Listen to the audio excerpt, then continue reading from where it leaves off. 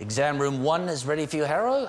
Shall we get started? So on season 3, we're really lucky to have Steve Boyle in-house, who's the head of prosthetics, and his artistry and attention to detail just adds this level of realism, which has really added so much value.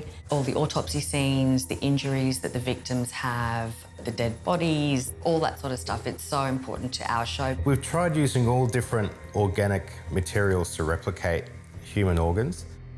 They make stomachs and gallbladders and lungs. Like, what they do is amazing.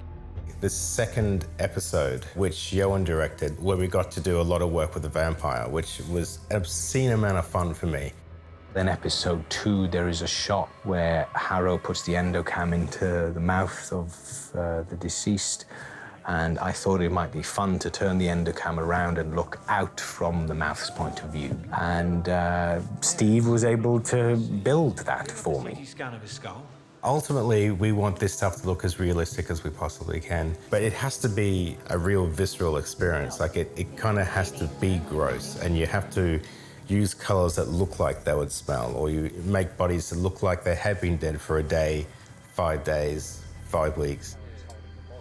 There have been times when I've been in the edit, in post-production, and sometimes you're sitting there and they're putting lungs onto the weighing station and I'm like, oh, that's gross. Sometimes it looks so real, it can be quite confronting.